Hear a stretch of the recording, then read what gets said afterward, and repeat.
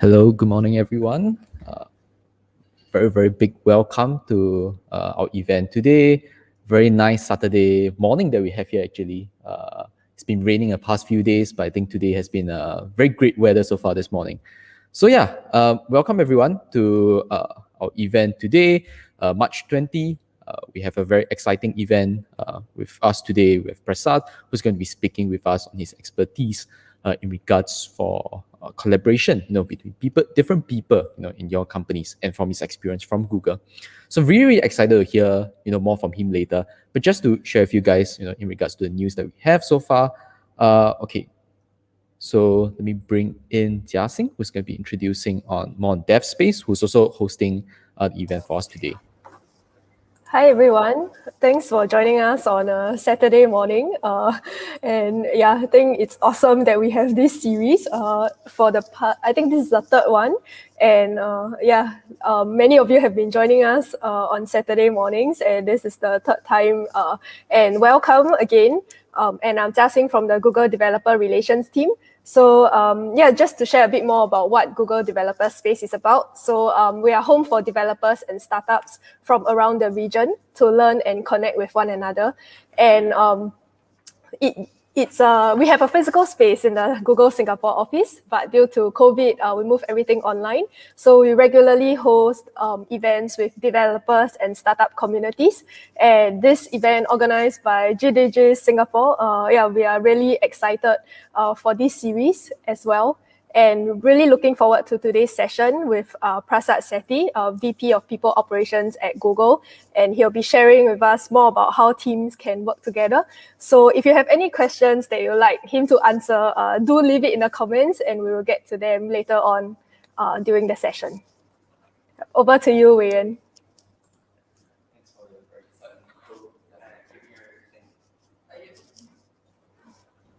Sorry about that, guys. I was on mute. Thanks, Jiaxing, for the very insightful intro. All right, so just want to show a sense of appreciation for all the groups that have helped us in terms of publicity for this event. Without you guys, we're not able to get the message out there for all of you. And for those who are participating today, definitely you guys would have heard about this event from them. So thank you to all these groups for helping us spread the good word in regards to all the events that we help to host. And as always, we definitely have all these updates on different events that we do. Usually we post a lot of these events on our Facebook group or our page itself. Do check us out on that page, as well as our community pages, be it that from our community page in Google Dev or on YouTube. So if you want to find out, later I'm going to also talk about the previous talks that we had. So you can actually check out our YouTube channel in regards to the previous events, where we had different leaders, talk about their own experiences. All right. And back to you, Jiaxing. Yep, and similarly, do follow Google Developer Space on all our social media channels as well, on our website, and we are also on Twitter, Facebook, and YouTube if you are tuning in from there.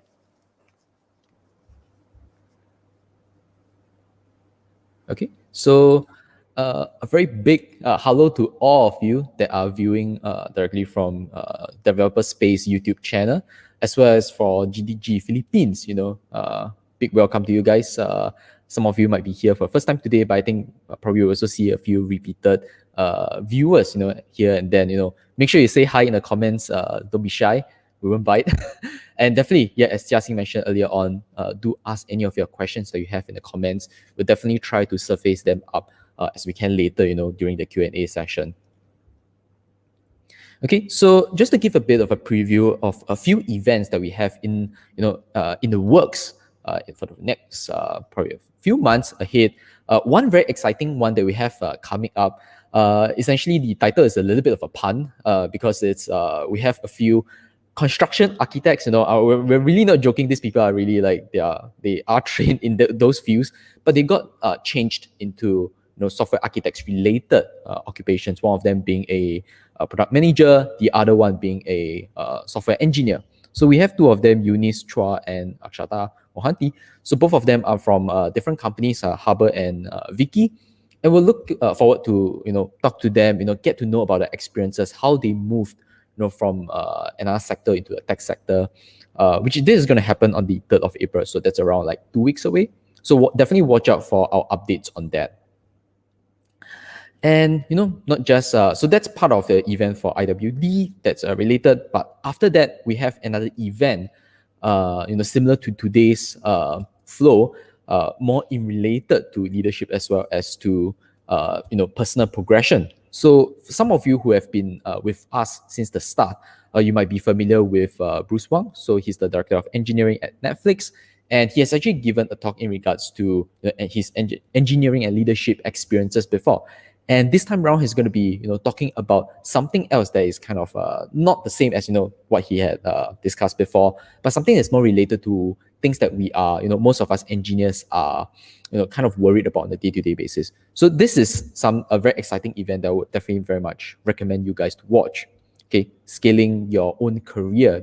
How do you think about it in the next few years? And we have another event that we're still in discussions with the speaker and trying to get the topics in and stuff. But definitely watch out for this, another very exciting event. I know some of y'all would have been on Disney Plus, and it came to Singapore and stuff. Definitely some of y'all would have watched WandaVision, and I think the new one that came in was that Falcon and the Winter Soldier. That one, episode 1 is really good. No spoilers, but it's really good. But yeah, we have another engineering leader from same companies who's going to be speaking with us in regards to our experiences. So definitely look out for that. And as mentioned just now, we have our YouTube channel. So if you had missed, one of our previous events, do check those out.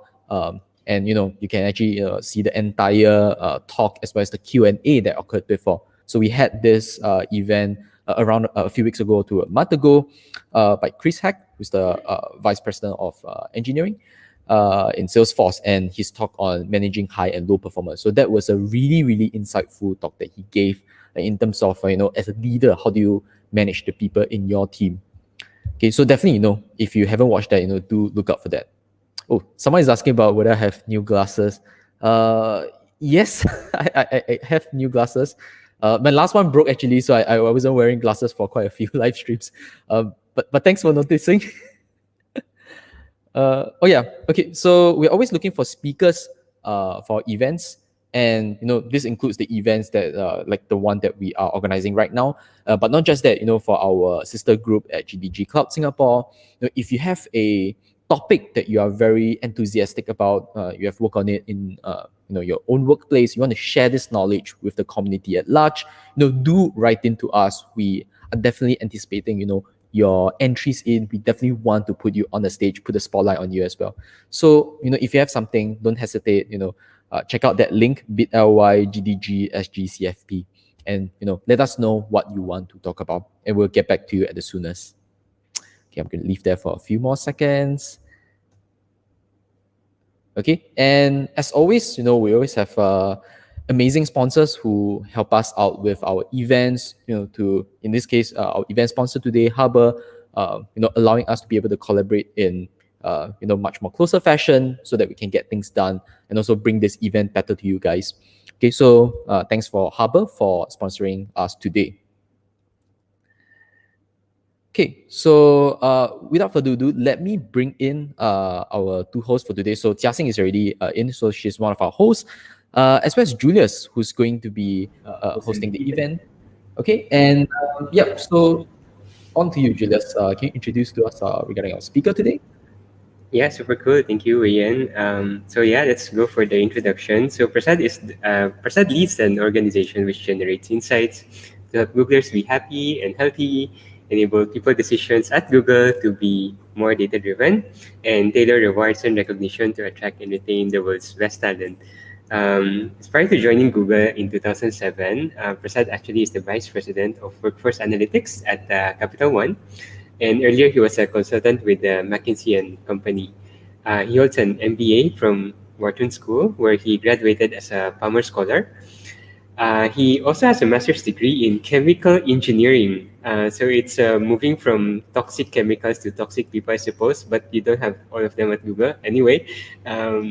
And he's from Carnegie Mellon University, and and he has a bachelor's degree in chemical engineering as well from IIT Chennai. Prasad, welcome to the event. So good to have you here. Great. Thank you, Julius. Thank you, Wayun. Thank you, Jiashin, and to the entire developer group community in Singapore, Philippines. It looks like Malaysia as well. So excited to be here. And thank you for taking your Saturday morning to hear about how we can all work better together. So yeah, good to see you all.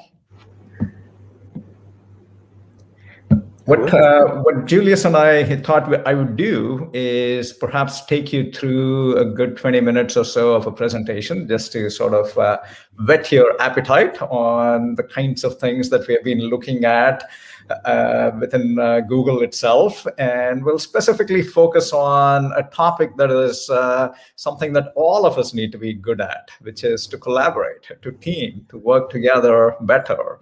And so we'll do that, and then, of course, we'll open it up for Q&A and discussion, which is going to be the most exciting and interesting part of all of this.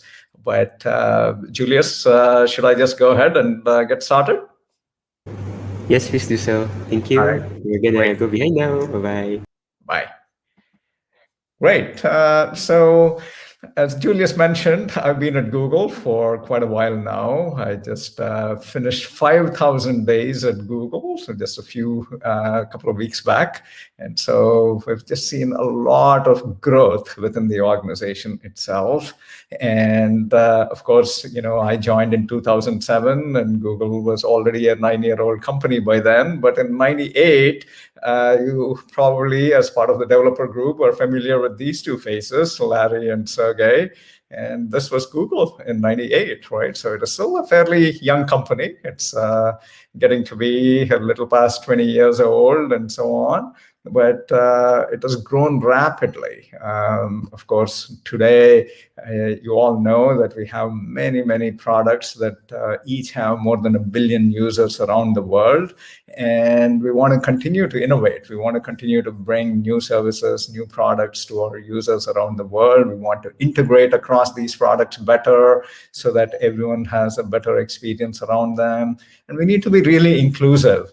Certainly all of you in Asia Pacific are leading the innovation in many areas as it comes to consumer products and employee products too.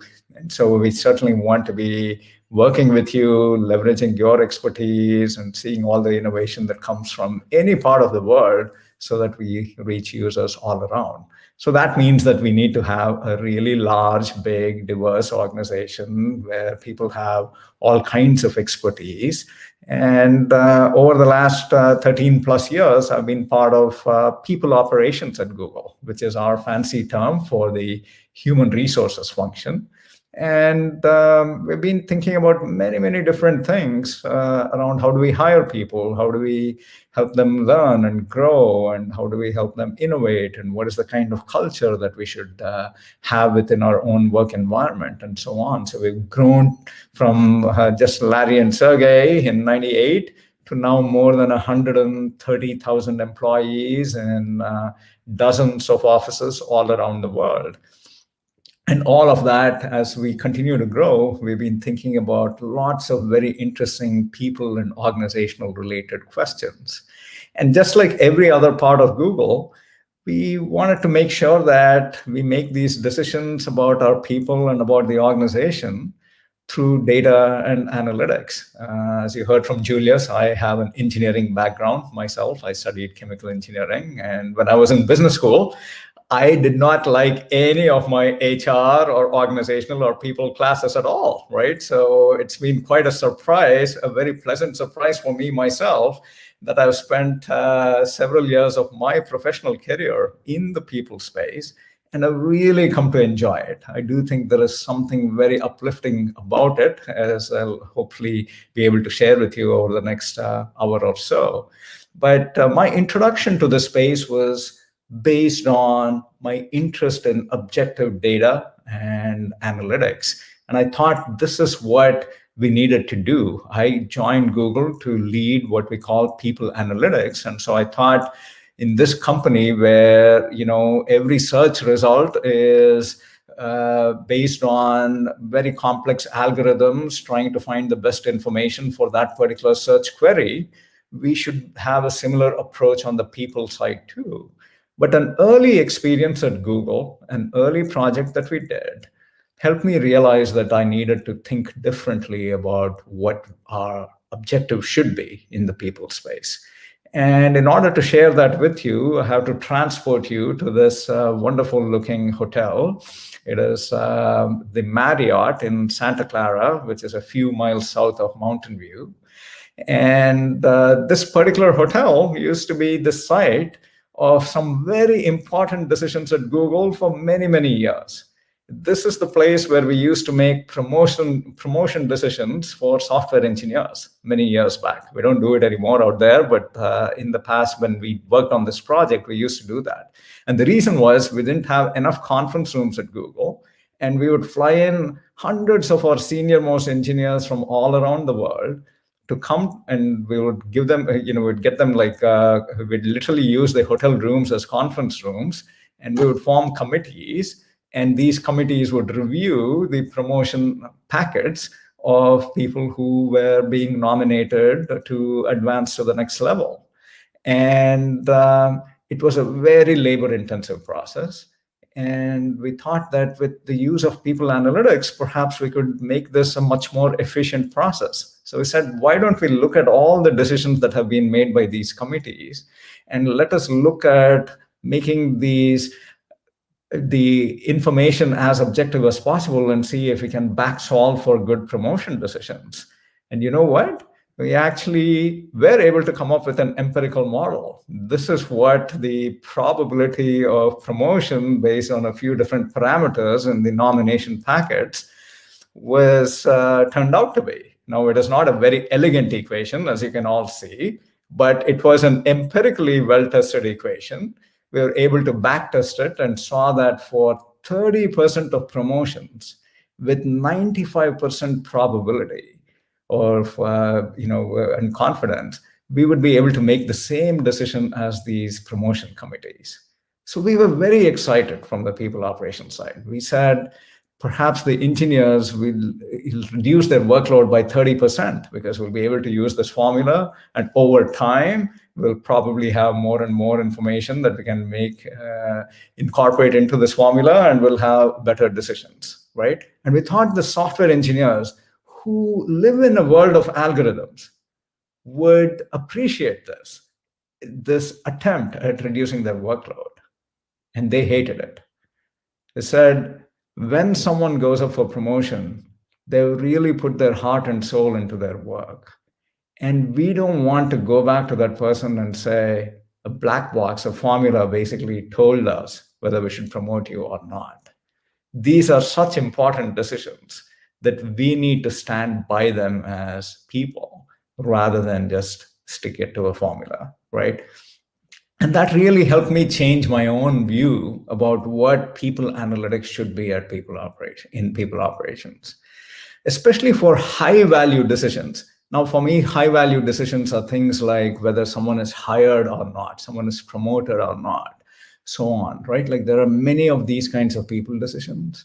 Our job was not to replace and substitute for humans, but instead it is to make these humans much better decision makers, right? How do we showcase for them what information should be used? How do we point out any kind of bias? And how do we assist them in making good decisions? So that is what our focus should be rather than replacing them. And so with that spirit, we sort of, changed our view of what we should be thinking about. And we said, what we want is, rather than all people decisions to be automatically made based on data and analytics, we want all people to make decisions based on data and analytics and without bias, right? That is really the focus of our effort. So with that in mind, let me just walk you through the example of how we can all be better collaborators and better team players. If you think about the employee life cycle of any person who joins Google all the way as a noogler, that is what we call new Googlers, all the way to their retirement, there are so many things that you can see in the circle that we need to be able to do. We need to think about how we interview better. We need to think about promotion decisions, as we talked about. But we also need to think about how they are managed, how they are onboarded. We need to form communities for them to get together. We need to be able to train them and so on. So there's just a number of HR-related programs, decisions, and so on that we need to be able to do. So what is our approach in people analytics to help with this? What I think of as the objective of people analytics, with the view of helping humans make decisions, but it's all about managing to this quadruple aim, right? That any people, policy, program, or process should always be solving for these four variables. We should be thinking about them. We should be thinking about, is it an efficient process? Take hiring, for example, right? And think about like each of these. Is the hiring process, the number of interviews, the number of phone screens, the cases that you have to solve, is that an efficient process? So that is like one variable to think about. Is it an effective process? In other words, all the things that you put through in hiring, is it actually leading you to be able to differentiate between those who will perform well versus those that don't? Then you need to think about the experience for either the candidate or the employee. Do they like it being part of that particular process? Now, if it is an inefficient process, especially, or like it's a very lengthy process, you might imagine that people are not going to enjoy it as much. And then the last thing, we all need to think about diversity and equity and inclusion. We need to make sure that whatever people policies and processes and decisions we make, that it works for people of all demographics across the world, right, without any kind of bias. So you need to think about all of these factors as you think through people analytics. So we use this framework to sort of work through how we should collaborate. Because what we wanted to understand was, as Google kept growing bigger and bigger, each of our products required larger and larger teams to work on them. And in some cases, these were homogeneous teams, right? You'd have, of course, groups of software engineers that have to come together to solve a particular problem. But then you need software engineers to work with UX researchers. You have to work with product managers. You need to work with your marketing and public relations team, and sometimes your HR or legal teams too. So you need to work across multiple disciplines as well. And these teams were in some cases very homogeneous in their demographic makeup, and in other cases they were not. Some teams were large, some teams were not. Some teams were distributed across multiple locations, and other teams were not. So we wanted to understand, is there a recipe for what makes for a good team at Google?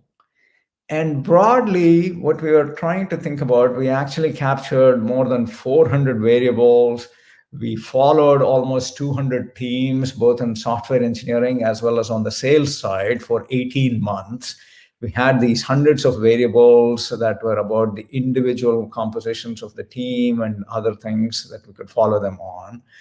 And we were looking to see broadly if it was the composition of the team that mattered, or if it is the way that the teams work together that mattered. So these hundreds of variables that we looked at could either be classified under team composition, for example, size, demographic makeup, skills makeup, etc., or how the teams work together. How did they resolve conflict? How did they get together to set goals? How did they distribute work? And so on. All of that is about how the teams work together, independent of their composition. And given the interest of time, I want us to get to the punchline right away. And here, in a nutshell, is what we found after we followed all of these hundreds of teams with hundreds of variables over a period of 18 months. In essence, we found that who is on the team matters much less than how the team works together. Initially, we didn't know what to make out of it, but we actually later came to the conclusion that this was very empowering. It meant that every team at Google had the opportunity to succeed and to work well together, if only they followed certain norms and methods and used certain practices on how they came together. And that is very uplifting. And that said that, it doesn't mean, I want to be very careful about one point. It doesn't mean that who is on the team doesn't matter at all. What it meant was that in the Google context, that particular element was not contributing to any more variance in how teams were succeeding or not. In other words, people were making the right decisions about who should be on a team already. It might not be the case in many other organizations and other formats. So I'm not ruling out that who doesn't matter. But what this suggests is that in general, at a place like Google, that kind of determination is working well enough that the extra attention that we should be paying is really on how the team should work together. Well, what exactly does it mean for teams to work well together? These were the 5 areas that we were able to isolate and identify as the kinds of things that a team should focus on. So I'm going to quickly breeze through this, and we can come back to it during Q&A as well. But if we start all the way at the top, and if you want to think about what all leads to how teams need to work together, impact is really about whether team members feel that their work matters to the organization, right? No one wants to work on a project that is frankly someone's pet project or frankly isn't going to result in useful impact for the organization or for the world, right? And so that is something that, of course, everyone needs to be thinking through. A second related topic is around meaning. Meaning is much more personal in the way that we identified it. It was about whether you as an individual find that particular work that the team is doing to be fulfilling, that it's meeting some need for you. Impact and meaning were highly correlated, but not necessarily the same thing. So let me just illustrate with an example. Let's say we have a software engineer who's been working on the search team at Google for many years. And she's been working there for, let's say, a decade or so. And there is no doubt in my mind that Google search is one of the most impactful products out there, right? But for this particular software engineer, after she's spent 10 years there, maybe she's past the learning curve. She's interested in something new. Maybe she wants to go work on Google Photos or on the cloud team, right? And so while the impact is high, on the meaning quotient, it is much lower for her as she searches for something new. So that is what I mean by impact and meaning can be correlated, but they also could mean very different things. So that is what you need to be able to do. The next set of things, I want to talk about the next pair as well. Structure and clarity on the one hand and dependability on the other. Now, structure and clarity is really about who does what in the team, as well as like what is the team's overall goals and how we're going to be coming together and so on. All the formal kinds of interaction methodologies you can think about, right? Like, can we define them? Really, really important.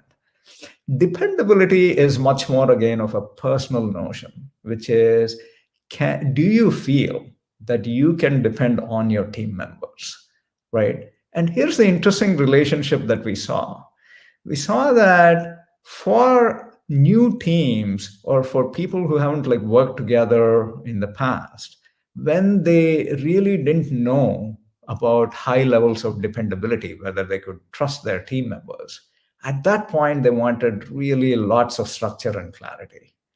But once they built up the dependability, they actually wanted to reduce the structure and clarity because that gives you more autonomy and much more freedom to do things better. So it has this interesting relationship where structure and clarity and dependability are almost anti-correlated, I guess, negatively correlated in that sense. And so something interesting to think through. Now, the last element out here, psychological safety, this is the foundational one. This is the one that we found to be most important. And it's a very clinically sounding term, but there's a lot of IO psychology research that's been done about this. One of the most eminent scholars in this space, especially over the last 20 years, has been Amy Edmondson out of Harvard Business School. And it's really, as she defines it, a sense of confidence that when you speak up, that your team will not embarrass, reject, or punish you. And you can imagine how important that is for every one of us in our interactions, right? Do we feel that we are able to share our thoughts?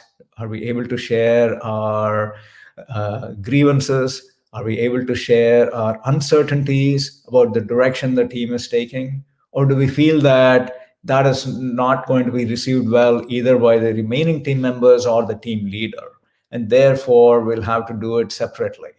What happens is that if you have low psychological safety, there is huge significant consequences to that. We're able to truly quantify it when we looked at the sales teams that I mentioned we were following. All else being equal, we found that psychologically safe teams, those that were high on that, outperformed on the revenue targets by almost 20%, while psychologically unsafe teams underperformed almost to the same extent, right? This is hugely important for every organization, for every team to be able to manage through. Now, I want to go back to this pyramid because as a team leader, what can you do about it? One of the things that team leaders can see very clearly is impact as well as structure and clarity, because those are very formally stated, and that is what you're trying to motivate your teams through. But meaning, dependability, and psychological safety are not visible on the surface, right? They're not visible. You have to truly dig in deep, and you have to ask people in order to understand whether that is working or not. Now, funnily enough, psychological safety, as you can imagine by the definition itself, will teams be able to speak up when there is low psychological safety, or will they shy away from even sharing that psychological safety is not high enough, right? And it is possible in some cases that when psychological safety is low, people don't even want to speak up about that, right? And so what you need to be able to do, and this is how we've been able to introduce these concepts and make them real at Google, first is by introducing this language. Psychological safety is now terminology that every Googler can relate to. And just having that language allows them to speak up about certain things that perhaps in the past they didn't know how to express. But on top of that, we put in lots of formal mechanisms to help give them resources so that every team can do better. One is based on the pyramid model that I shared with you. We have designed a diagnostic survey instrument that any team can deploy at any time during their operations together to see how each team member feels about those dimensions. They are done on a completely confidential basis so that no one knows the identity of the people that are involved. That is one way that you can hopefully mitigate any concerns that people might have on psychological safety. Second, everyone on the team gets access to it, not just the team leader, so that way there is transparency, which should also help. Third, we encourage people to have like a very open and robust discussion around it. For teams that are truly struggling with difficult things like psychological safety, we have coaches too, who can come in and as a third party, facilitate these conversations better. And then finally, we look at what actions can be taken in order to improve things. And then, of course, the teams can engage in another implementation of the survey instrument a few weeks or a few months later to think about whether they can do better or not, right? And whether they have been doing better or not. So this is the way in which the team's research that we did is actually being operationalized. So for example, here is what someone's report might look like for their team that they're a part of. One of the things that you might be wondering is, how do you work on something so complex as psychological safety? What can you actually do? And there are lots of things, and again, during the Q&A, if you have more questions about it, we can talk through it. But Amy Edmondson and other researchers have come up with like a wide variety of things that are really helpful. A key role out here is for the leader of the team. They need to be able to demonstrate an ability to learn. So instead of making the team be all about task orientation, if you switch it to having much more of a learning orientation, then that helps. For a team leader to go in every week and say, hey, here's what I tried to do and I failed, and this is what I'm going to do next. That is the kind of role modeling that not only builds psychological safety, but also signals to the rest of the team that that is the kind of expected behavior that you have. Astro Teller, who heads up Google X, well, I guess it's X now, it's part of Alphabet. And he has certainly used one of the methods that I'm sure all of you are very familiar with, which is about conducting pre-mortems.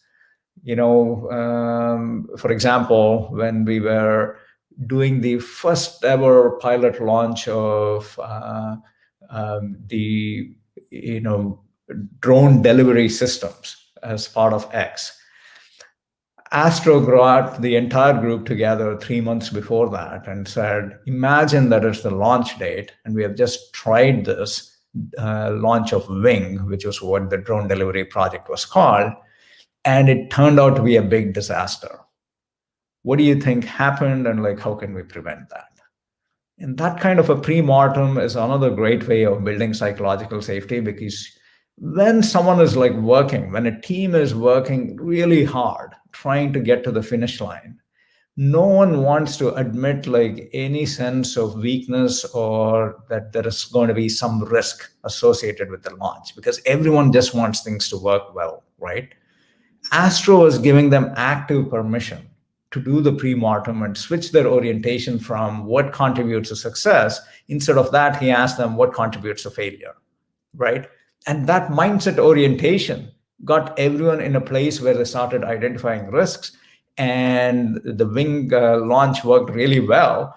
But even if it didn't, it would not have been for failure of identifying and fixing many of the risks that were identified as part of the pre-mortem. So that is one of the ways that you can act on psychological safety at scale. One of the things that we then did as a follow-up to that was we used to get lots of questions. Hey, we have Google offices all around the world. Does this team's research apply to all people who are distributed across multiple locations? And for all of us, especially as we've been working through COVID and the pandemic and working remotely, as you can imagine, this kind of distributed work has become the norm for all of us. But well before COVID, this was already the case for many thousands of Google employees who used to collaborate with folks across multiple offices. And when we dug into the data, we found that there was really no difference in terms of promotion rates or people's satisfaction or their well-being based on the distribution of offices. But people did find that there were certain things that were not as good as being there live with your teammates.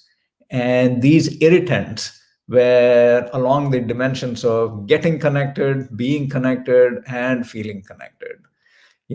These are both technological issues, but also cultural issues.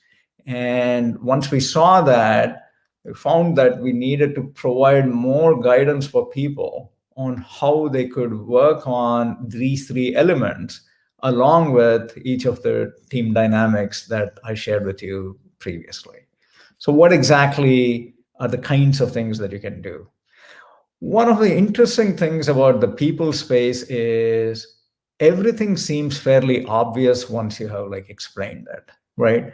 And you can think of that being the kinds of, on the one hand, that is a kind of simplicity that you desire, right?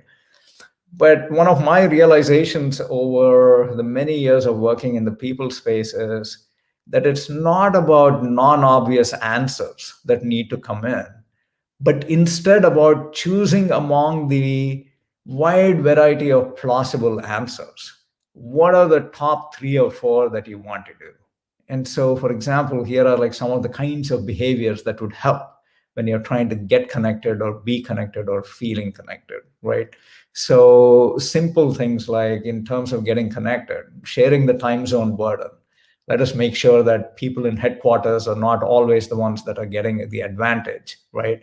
That we make it convenient for people in other time zones also occasionally, so that we're all sharing in that burden. On being connected, for instance, ensuring that of course, everyone now has great etiquette on how to be a part of video conferences.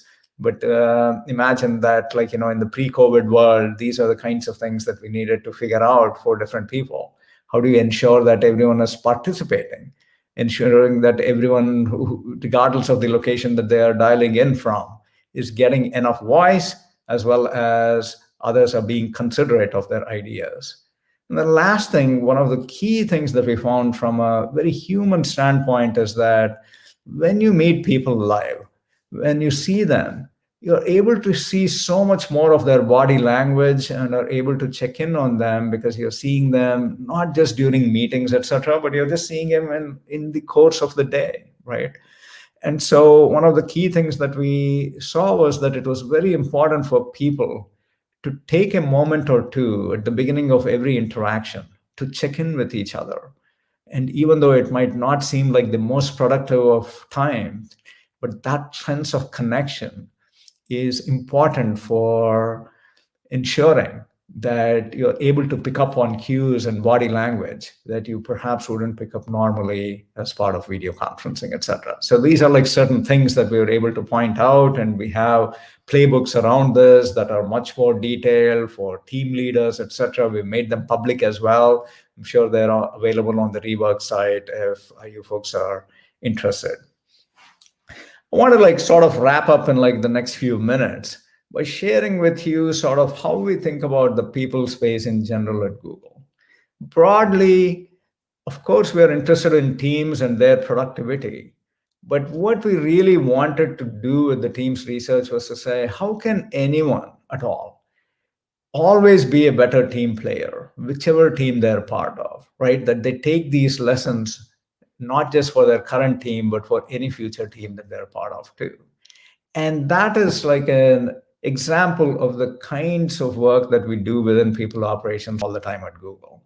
Because what we are interested in is, we hire such amazing people. We want to make sure that we are helping all Googlers achieve their potential. And so just to give you a flavor for how widely and broadly we think about it, here is another long-standing project that we started almost 10 years back. And it is called our GDNA project. And it's a longitudinal study that we hope to run for 100 years, right? Where we are following people through their entire careers to understand what kinds of things happen to you over the course of your career that maximize both happiness at work as well as happiness in life. And so we sign up people. We literally have more than 10,000 Googlers who are part of the study. And many of them continue in it, even if they leave Google and go on to other places, right? And this kind of longitudinal study will hopefully help us as we think about what kinds of work environments we need to ensure they can flourish in, what kinds of things happen in the course of people's lives and their careers, how they've learned, how they've grown, etc. This has come in extra handy over the last year as we've been working through and dealing with COVID all around the world. We've used this particular panel to look into people's productivity, their physical and mental well-being, as well as their sense of connectedness. And what we do with this kind of information is, first and foremost, we give information back to the individuals who are part of the panel themselves, so that they are learning something new about themselves as they go through this, right? And sometimes it might be about psychological traits and behaviors about themselves. Other times it might be we'll have them journal and we'll say, hey, here's what you told us that you wanted to accomplish 3 years out into the future. Well, we are now 3 years in the future. Let us show you what you wrote and you tell us whether you completed it or not, right? So in this way, it is something that is going to be helpful for people throughout their lives. And the kinds of feedback that we get about this project is just very, very heartwarming. Take the second one, for instance.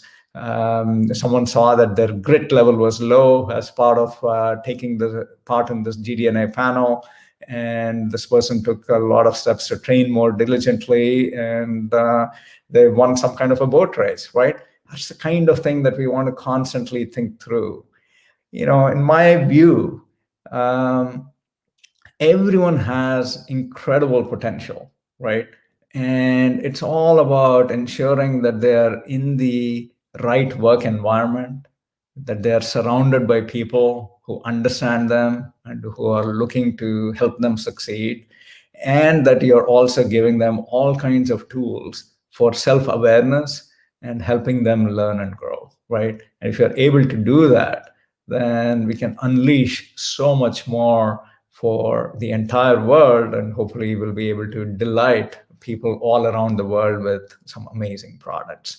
So that's the kind of thing that really gets me excited about working in the people space, and still using science and data and analytics not to replace people, but to empower people. And so that is what we've been focused on. And we're always trying to live up to this statement, which is, if you give people freedom, they will amaze you. And so with that, we'll turn it over, Julius, to any comments and questions that people might have. Yeah, thank you so much, Prasad, for such an informative presentation. We do have a lot of prepared questions, actually, people who actually signed up for the event and ask questions. So I think what we'll do is we'll go around and try to answer as much as possible. Also, for people who are attending live, please do put in your questions in the live chat below. We'll try our best to accommodate as much questions as we can with the time we have. That said, we'll give the microphone to Jasin to ask the first question. Thanks a lot, Prasad. I love the last slide. Some questions that Google can't answer. So that's why we're here to ask you. So I guess the first question that we have is that I think you made a conscious decision to name the team People Analytics when you first started. So yeah, maybe to someone who's new to that term, how should they think about People Analytics? And what are some key guiding questions you would use for yourself and the team? Yeah, thank you for that, Josh. And it was a very conscious decision indeed. My role was actually called head of HR analytics when I joined. And I was very clear that I didn't want it to be about the HR organization, right? That it really needed to be about the people of Google and how we can help through the use of analytics, how we can help them all. And so that is why we named it People Analytics. I think just like any other kind of technology, this one too has a lot of power, but with that, we need to be able to use it really responsibly.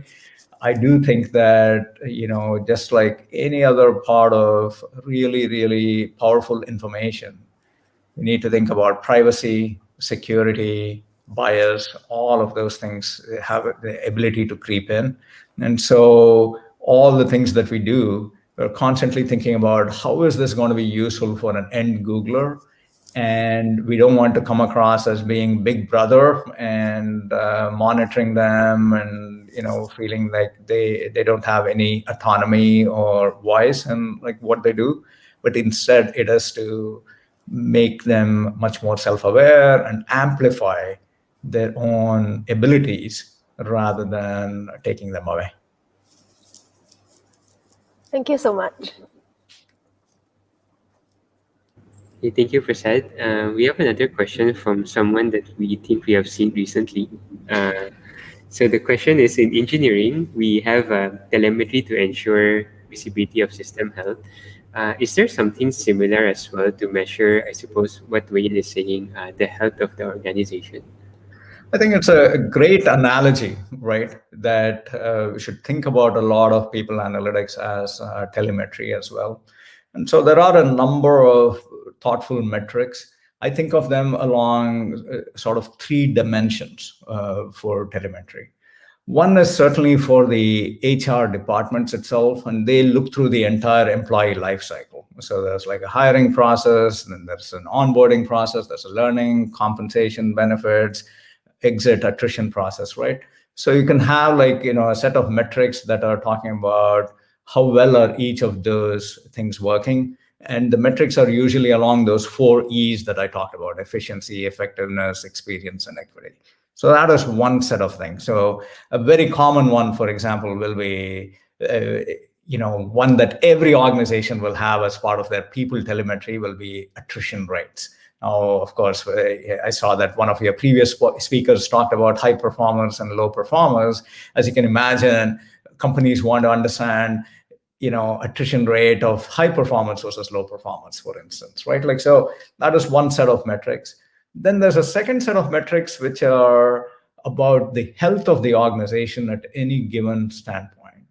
And there you can think of it as around like a few different areas. One is around, is the organization itself efficiently constructed? What are the spans and layers of management layers? What is the distribution by location and all of that, right? Like, do you have the right capabilities, right skill sets, etc. Then you think about information flows. Is everyone working together, collaborating well, and have the right information going through to them? And then the last piece is just like, broadly around the culture. Is this an organization? Is the environment set up for innovation? Is it set up for effectiveness, etc.? And then you have like a layer of thinking about all of these with the lens of diversity, right? You cut it by all of your demographics. So these are the ways in which you can think about constructing the telemetry of organizational health. And many organizations have some systems around it. Obviously, some of them will be visible to the entire company, and other things will be visible just to the leaders of the organization. But I do think this is it's an appropriate analogy. Yeah, thank you, Prasad. I think also there's a pre-submitted question which ties in closely. The question is around organizational health, right? Do you see certain correlation around that in the exit interviews? Yeah, absolutely. In general, what we have seen are the kinds of things that people think about when they leave is broadly around career development, right? Like, can their career goals be met in a particular organization? And so you could say like some of that is about like, what is the state of growth of that organization and so on. But a lot of it is about, is the organization constantly moving people around? Does it have a commitment to learning and growth and helping people, putting them in stretch roles and things like that? So that is one. So that is on like, something everyone can do. And then the lack of good organizational health is a big demotivator for people. And so what does bad organizational health look like? It looks like managers who are not supportive, right? Like, weak managers, there's like the age-old adage in the people side, which says that people join good organizations and leave bad managers, right? And so we did like a sister study on how to improve management capabilities within Google. And so we see the power of having like amazing managers around us. Similarly, organizations that are not inclusive, right?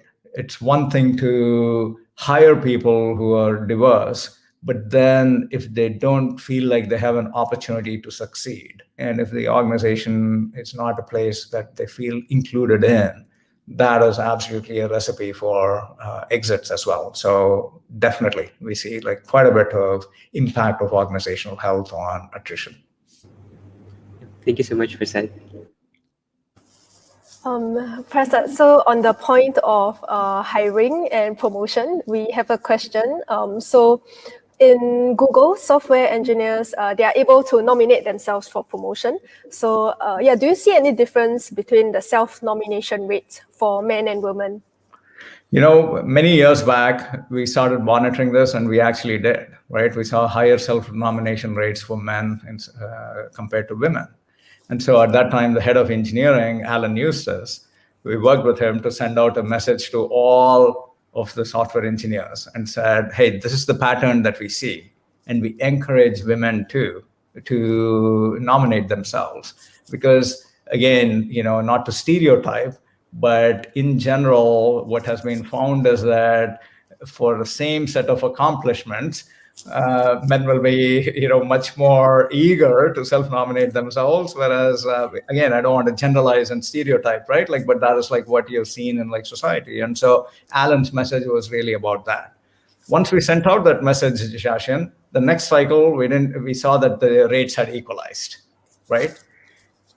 2 cycles later, that difference again came up. So it suggests that you can't just leave all of these. You have to constantly keep monitoring. And that is why the analogy again of telemetry is so important, right? That there's not something that you feel oh, I took action once and boom, it's gone.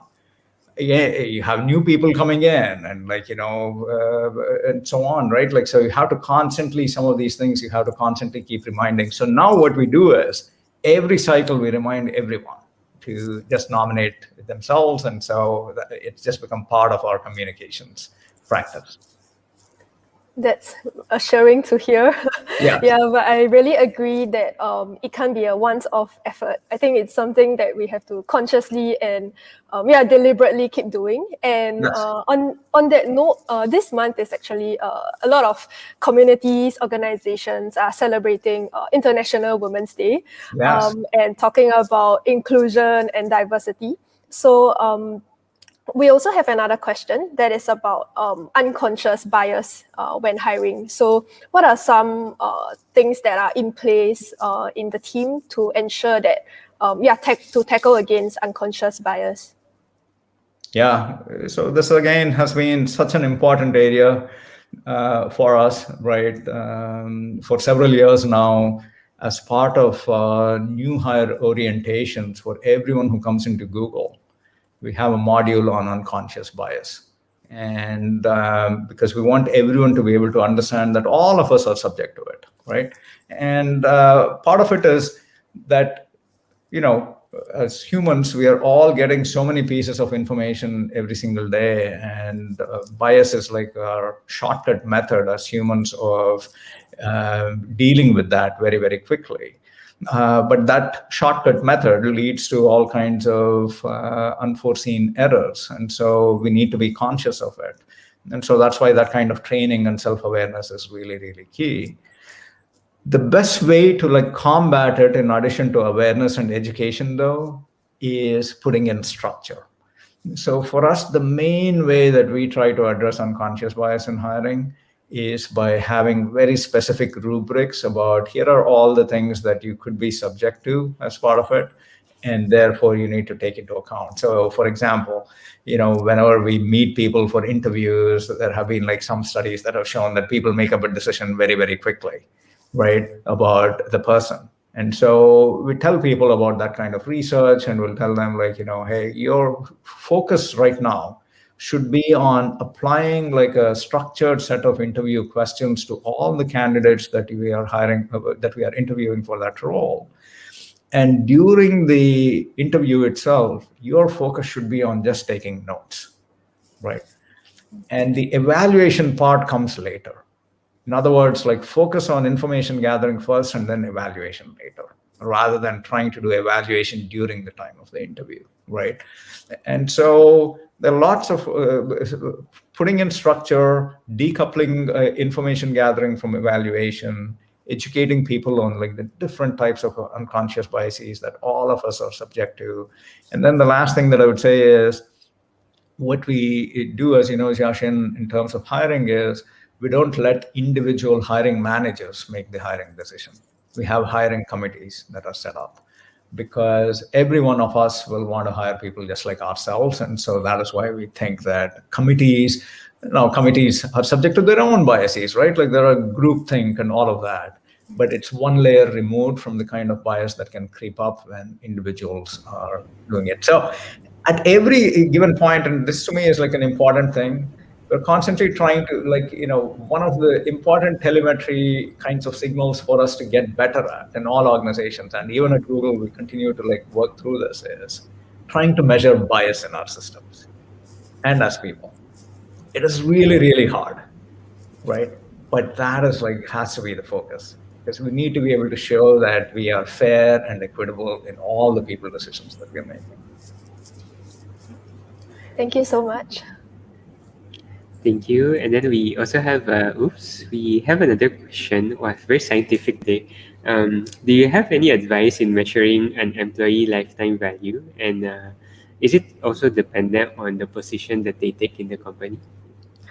Yeah, this was something that, especially with my MBA background, initially when I was in the people space, I was very enamored by this kind of a concept. Can we actually, in fact, this was one of my first projects at Capital One, to try and see if we could measure an employee lifetime value, and how would that be distinguished based on the position and the level they're in, or their performance and so on, right? And it becomes really, really hard to try and quantify it this way. And one of the issues at the end is that people's performance changes over time, the kinds of roles they're in change, and so on, right? And so I would say also, it also in some ways can dehumanize people. In other words, you're reducing everyone to a number, right? And they have to make so many assumptions around that kind of a number too. So there is something to be said out here, but I do think in general, I've shied away and moved away from this kind of a concept a lot, right? Because I don't know what active practical purpose that you'd have around this. And I think, sometimes people try to use these kinds of things to say, well, can I compute what the cost of attrition is within an organization, et cetera. And so there might be some limited value in doing things like this, but in general, I worry about things that turn people into numbers. Yeah, thanks, Prasad. Also, just a follow-up out of curiosity, right?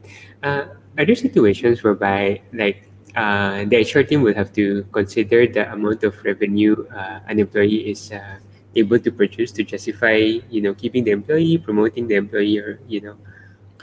Yeah, and so part of it, what happens, Julius, is yes, for a sales team or something like that, these are exactly the kinds of things that are already built into the job description, right? You come in and you have certain kinds of revenue targets and so on. The question becomes, what do you do with a software engineer or a UX researcher or a people analytics person, right? How are you going to compute that kind of a value? And then, does everyone have equal opportunity? What if you are on a project that works and now someone else is on a project that fails, and so on? So I think it very quickly becomes a hard exercise to do this. And so, of course, we have to make these kinds of decisions. We still have to think about, what are the kinds of people that you want to promote and so on. And I think there's some kind of objective quantifiable information that is going to be useful. Then I also think that you need to sort of get information from your peers and from managers, other people that you're working with, which by nature is going to be soft. And then lastly, I think you're going to still have some judgment that is exercised by the decision makers. And that's only going to pan out over the future, right? So now, for all the objectivity that we have talked about, I'm basically telling you that some of these people decisions fall into the category of being unknowable, right? So here's the I guess the analogy that I would have for you. When it comes to hiring a person, is it closer to, the odds of tossing a coin? Or is it something that can be like, much more deterministic, right? And so that I think I don't think it's like I don't think it's like as bad as tossing a coin. Like I don't think it's like 50-50, but I don't think it is fully deterministic either. And that's where like some judgment is going to come in. And what we want is for people to exercise that judgment in a fair and consistent way and as free of bias as possible. Thank you so much. Speaking about promotions, Prasad, we have another question that's a little related to that. So how should one think about staff or job leveling, and what have you found, networks and otherwise? Oh, it's like such a tough one, right? On the one hand, everyone wants to progress in their careers, right? And so that is why leveling is so important at an individual. Everyone wants to learn, grow, and showcase that there is something meaningful for them to grow toward. So in that sense, but also people have a very, very heightened sense of their own capabilities, right? There have been like quite a few research studies that ask people, so how many of you think that you're in the top 5% of your organization or the top half of your organization?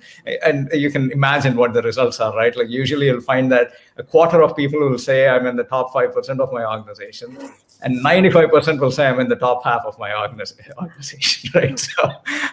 So we all have a heightened sense of ourselves, just as we should, right? Like we should value ourselves really, really highly. So it becomes really crowded at Capital One, we used to ask people how often they wanted to get promoted, and they would say every 6 months, of course, right? Like, why not? But it would get very crowded in the CEO's office if he kept promoting people every 6 months. So there's going to be a limit. I think there's always going to be. So that's why you want some kind of fairness and equity. Now, at the organizational level, what does leveling do for the organization itself? I think it provides some type of structure for the kinds of capabilities and skills that you want at like to get certain types of work done, right? So you want that structure and you want it to be as fair as possible.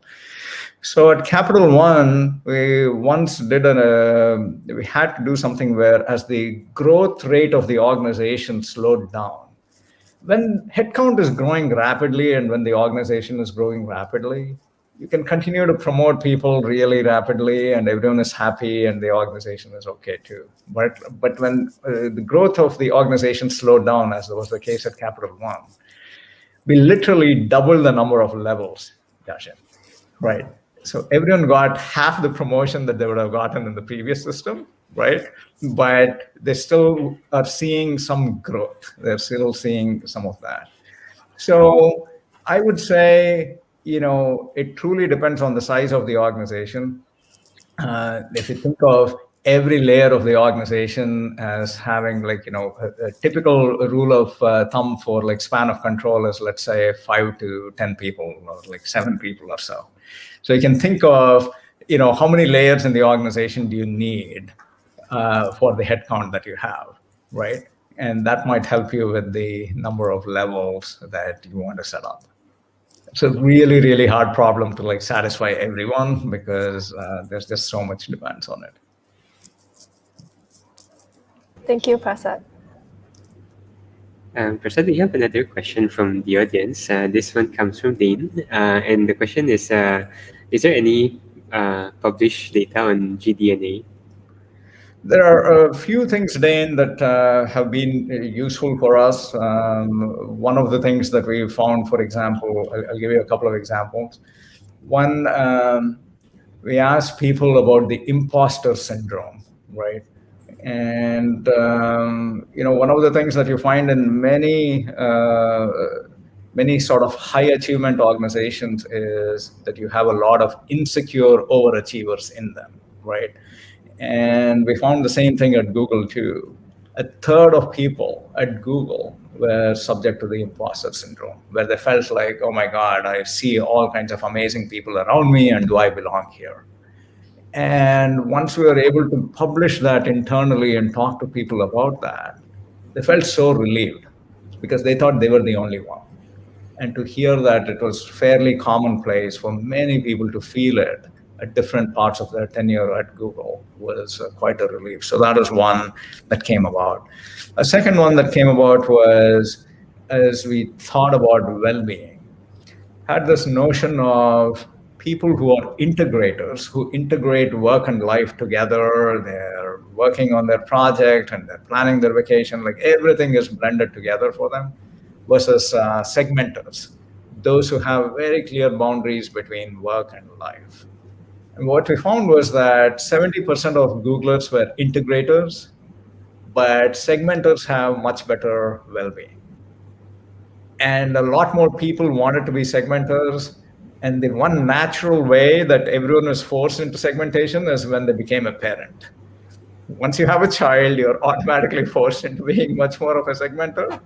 But that's a fairly expensive way for everyone to become a segmenter. Hopefully, of course, if it works for you and your family, that's the right decision, go for it. But if your focus was just on segmentation, not necessarily having a baby, there might be other things that you want to do. Yeah, that makes total sense. Thank you so much. Well, that's like really in support of the Singapore government's vision. Yeah, I guess we have a submitted question, which is team bonding activities. So I think you were sharing about how during the pandemic, a lot of people find it really difficult to separate work and life. So yeah, how do you have team bonding activities for your team, and also on psychological safety? I think now that a lot of meetings are done virtually, we don't get to meet up with the team as often as we'd like in person. How do you manage to get team members closer to one another? Yeah, I would say like we're all learning as we are going around this, especially because everyone is struggling so much, right? I'll give you like three things that sort of we have found so far. One is that when you have these happy hour kind of events, right, they don't seem to be as effective. They soon lose out steam, right? Because it's really hard to do it virtually, and maybe there'll be better technology and so on, but it just doesn't seem to have like the same kind of effect as in real life. Instead, I think it's much more important to take time during your regular meeting interactions for folks to check in with each other a little more and to get much more of a personal life or so on, more of that sharing built into your work meetings itself, right? So that is one thing. Second one is a lot more frequency of interactions and shorter interactions. In the past, if you had like, one weekly staff meeting, which is what I used to have, for example, with my team, I now have 3 shorter meetings spread throughout the week. And that kind of constant interaction is better, at least during the period that we are in COVID. That seems to be working out more. And then a lot more attention, especially for new hires as they come into the organization. And so you want to spend a lot more, I think, like especially for team leaders, to focus a lot more on recognition, right? And recognition doesn't always need to mean that you give them like a big performance rating or a bonus or whatever. It can be really about taking out time and calling out what people have done, right? And so all of those make people feel like they care. And especially because isolation has become like such a big issue with COVID. Of course, for many people, their personal situations are such that they're already feeling isolated, not able to meet not just people from work, but also people in their families too, right? And so one of the most surprising things that we found, Jajan, was we thought that our Googlers who were living on their own would be the ones that are feeling most isolated. And certainly like quite a few of them do. But surprisingly, we found that parents felt really isolated. And because that feeling of isolation is as much emotional as it is about physical. I think like for parents, it actually feels like, okay, the world is on me, right? I don't have, many of them, at least in the US, for example, schools are still closed. They don't have access to childcare, and they feel that they're completely alone and trying to do everything on their own. And so that is the feeling of isolation they were experiencing, even if it was not physical isolation. So, really important question. I don't think we have all the answers out here, but I would say, like, as the questioner points out, all of us need to really be thinking about how do we stay together better while we're all dialing in through video all the time. I think just another follow-up question. So we talked, I think you mentioned about having more frequent meetings and checking in with one another more. So are there any questions that you would ask or things that you would check in with the team when you are having these conversations? Because you're talking about it's more than just like work status updates. Yeah. But like what kind of things would you find out from your team members? Yeah, it is. There are some folks on my team who just constantly seem to have like great questions to ask people, right? Like, so every week we are asking something new and different. You can certainly start off with like things that get everyone to open up, like, what did you do over the weekend or whatever it is, right?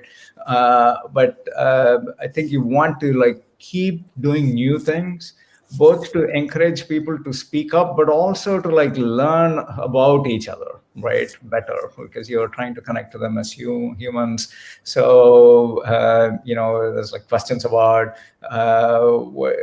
what are you hopeful for, or what are you looking forward to, right? Like, there are like certain types of things that get people much more excited about talking, right? Like, what are you grateful for, and what is like one amazing thing that happened to you over the last week, and so on. So I think anything that you feel like is not too personal, that people feel like they're climbing up, but also something that everyone is energized to talk about, is going to be key. And again, I think like in all of these, for the team leader to role model first and to share their views will be a cue that everyone else takes to answer the question, to see if you're being truly genuine about it, or whether you're just like trying to go through the motions, right? Yeah, I think those questions are definitely much better than the standard, how have you been? Yeah, exactly. Thank you. We have another question from the audience as well, from Coach Rai. So how do you deal with superstar technical geniuses who have bad interpersonal skills, and people find it difficult working with them? And when do you draw the line between keeping them and letting them go? This is, again, such a great question, right? I would say, in the past, a long time back, I would say we probably accommodated more of these kinds of folks at Google, because we are a technical company and we thought that technical brilliance accounted for a lot. But as the organization has gotten bigger and bigger, these kinds of, let's say, technical jerks cause so much damage, right? Like that, even if they are, let's say, 5x, 10x better than someone else, the damage that they can do can be like 100x, because of like all the people that they hurt around them, right? And so at some point, maybe this is where like you should have your employee lifetime value kind of equation to showcase why these kinds of jerks are just not good for the organization. I would say this is like really hard. And especially one of the things that, and there are like so many different variations of them, right? The hardest ones for managers to act on are people who manage upward really well, but are really difficult with either their peers or their own subordinates, right? Because sometimes you just don't even have that information as a manager. And that is why it is so important as part of your performance review process or other process to like just get that kind of feedback quickly. And ideally, that kind of feedback is shared with this person, and who hopefully is self-aware enough to want to improve. But otherwise, they need to get like a very clear signal that this is not going to be tolerated within the organization. So the sooner that it can be addressed, the better off it is. And in fact, this is something that we are working into our performance management system as we speak. We want the performance management system to be not just about what you accomplished, but how you accomplished it. And so we are being very clear about saying, like, here's the what and here's the how, and both of them have real value for the organization. Thank you. And I think we have a follow-up, a bit related, although this is a pre-submitted one. So we want to also try our best to keep them out the door if possible. So is there a way to, I guess, like using data to predict the likelihood of a good hire? Before the person enters the recruitment funnel is really, really hard. But this was like the kind of project that Sergey Brin wanted us to work on for many, many years. He said, like, can you have an algorithm that basically, you feed in resumes and it outputs hires? But as you all know, the quality of information that you get with things like that is so poor, and it can be easily gamed. This is one of the areas where we work on a lot. There's a lot of research in the selection literature in industrial organizational psychology that we draw upon as well, external research. We use 4 particular factors that we can't really identify before the recruitment funnel, but through the recruitment funnel. The most important one, I'll keep the answer short, is what is called general cognitive ability. And it relates to your ability to solve problems in a structured, thoughtful way. It's not about can you develop the most amazing algorithm or build the best spreadsheet, right? It can be that too, but it's really much more broader than that. It's about when you're faced with a problem, are you able to very quickly dissect what is the root of the problem?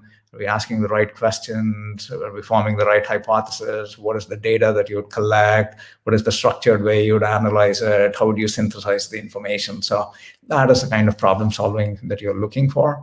And so general cognitive ability has been shown in the selection research to apply across multiple industries, multiple geographies. And for a long time at Google, we used your college grades, your GPA, as well as scores on tests like the SAT and so on in different countries as our substitute for GPA, for general cognitive ability. And we found that none of those mattered. And so now we have come up with our own rubrics for thinking about this general cognitive ability. And that is what we test during our interviews in a structured way.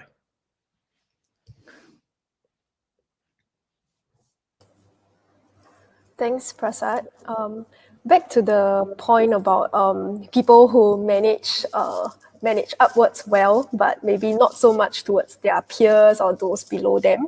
Do you also are there any implementations or form of guards against toxic communication in the organization? I think for us, we also have a 360 review. So people above working alongside and those under you will be able to perform review on you.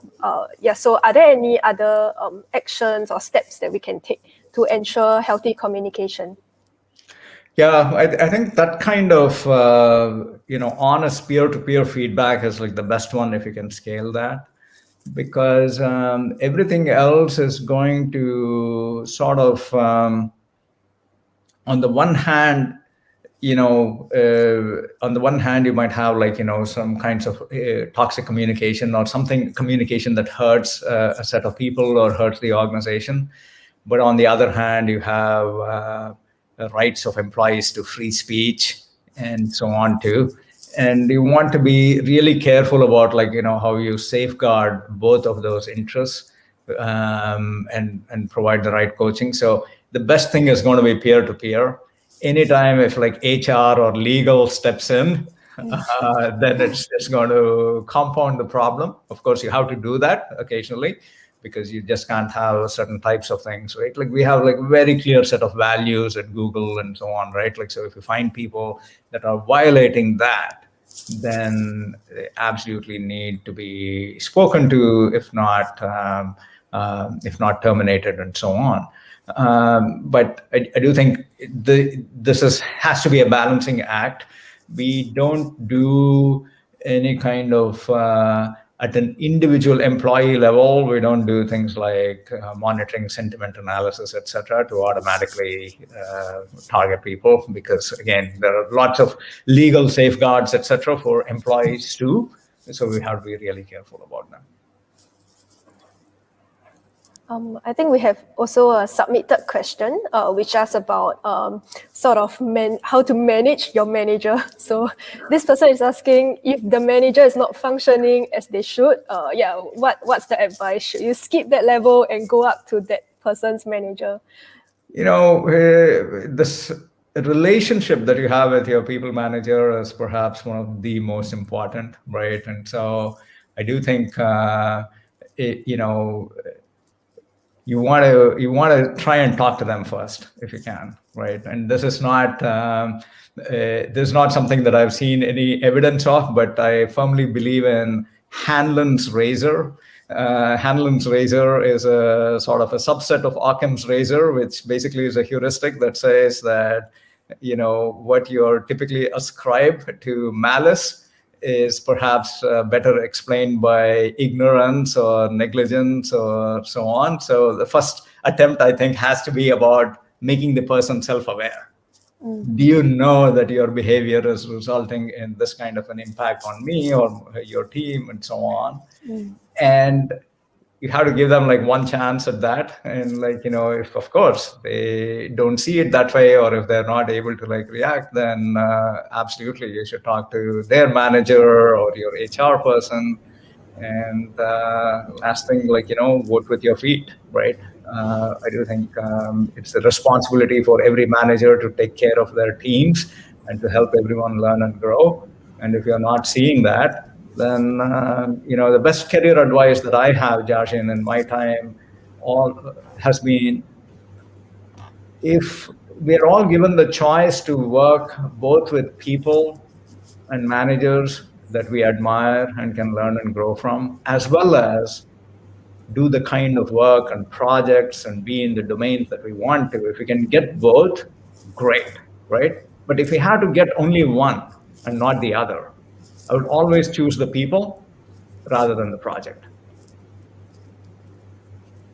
Oh, that's really great advice. Yeah, thank you so much, Prasad. In the interest of time, just one final question that we always ask our guests. Do you have any books, research recommendations that you'd like to share with us? Absolutely. So many amazing things that are coming up in the social sciences.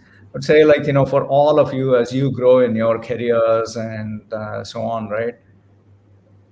As you grow in your careers, the most interesting, important, and challenging problems that you will face will always be people and organizational problems. There won't be technical or business problems. There'll be people or organizational problems. So for every one of you to think about how do you address those in as fair and consistent a way as possible, as objectively, as free of bias. It's just lots of good work that is done in the social sciences that I would highly recommend. But a couple that I think are really amazing are the Undoing Project, which is a story of Daniel Kahneman and Amos Tversky. They're basically the founders of behavioral economics, right? And so a lot about unconscious bias and the kinds of cognitive biases that all of us are subject to. It's told in a beautiful story. I'd highly recommend that. Then Judea Pearl, the book of Why. Judea Pearl is an AI ML researcher, and I think again he asked a lot of really good questions about the limits of what data can tell us and what we as humans need to do. So I would highly recommend that too. And then just to give you something that is completely different, one of the books that I thoroughly enjoyed over the last couple of years is from Harvard biologist named David Reich, who wrote a book called Who We Are and How We Got There. And it's about using historic DNA to trace the movement of different civilizations. And it was just fascinating, right? Like, typically we think about history as having to look for monuments or burial grounds or books and things like that. And he was just able to use historic DNA to see how people have moved around and showcase that most of us are interrelated, more so than we know. So again, it's like a very thoughtful book that I liked a lot. So hopefully that helps. And this was great, Julius, Shashin, and Wei Yuan. Like, thanks for inviting me, and really glad we were able to have this conversation. Prasad, thank you so much for being with us, and we hope to have you again. It's really insightful. Thank you once again. Alrighty, thanks everyone. Bye. Thank you. Hey everyone, thank you so much for joining us. Once again, we always invite, at least until the pandemic ends and we can have real virtual events, real live events. We'd be inviting people that we normally find expensive to fly here. So that's the best way to actually get some insights, right, from people from the other side of the world. So that said, thank you once again. We wanted to share also some very exciting updates. At least we think it is quite exciting set of updates. We've been running Project Rework for some time. And actually, we have been receiving certain emails and comments in GDG Singapore about Rework's, how should I say, initiative on HR, people operations related matter. But also there has been certain requests around whether we expand our coverage to product management, for example, a bit of more on the engineering side of things, which is not purely related to people operations per se. We realized that it is true, right? Like Google's Rework initiative is actually geared towards people operations. So we're hoping to actually expand the initiative to also cover certain areas that has been requested, but we are not able to fulfill. Hence, we're going to just do a bit of a renaming right here. We're going to call it the Big O development. Hope everyone's happy with it. So the idea is pretty much, as you know, for engineers, we know what Big O is about. For non-engineers, we'll read it as Big On. But the whole idea is to actually create, become more and more complex, if I may, and also become more sophisticated in the same way as the Big O notation actually tells us. It's what we use to identify the complexity of an algorithm. So we'd like to hopefully become this force of good in this side of the world. And so moving forward, it's the same set of events. We'll do it with Google Developer Space, GDG Philippines, GDG Singapore. And so that said, again, just wanted to remind everyone of the events that are coming soon. It's in 2 weeks' time. We'll be inviting 2 exciting speakers who will be sharing with us, their experience on moving from being a construction architect to software architects. After that, we'll be bringing in Bruce Wang once again from Netflix. We've heard him few months ago, I guess more than half a year ago. And then we're gonna learn more from him again, engineering career paths. Likewise, we will be having Anastasia from Disney. We are also going to invite more speakers. If you have any suggestions as well, you can drop us a note. We'll try to reach out to them. And of course, if you'd like to speak, we'd be more than happy to have you. Also, this afternoon, there will be a bunch of events, and one of the events that we will be working together with are the Developer Students Club, also sponsored by Google. They'll be having a final pitch this afternoon. We wish everyone the best, especially for the final contenders. It's an event that's happening in different parts of the world, initiative by Developer Student Club. So if you are interested, please join us once again at 2 p.m. later this afternoon. And if you're interested to speak, or you have friends that you think that are, very good speakers that you want them to contribute, and even if you want to speak, don't know how to start, you'd like to learn, we'd be more than happy to help you out. Reach out to us. You can tell us that, okay, you need some mentoring, some coaching. We'll be more than happy to help you. So please reach out to us through the link. And once again, we like subscribers. It makes us happy. So please do subscribe to our channel. Join us in our Facebook community if you haven't done so. Looking forward to see you there. Say hi. Don't be a stranger. And thank you once again. That's Project Rework, and we hope to see you next time. Bye bye.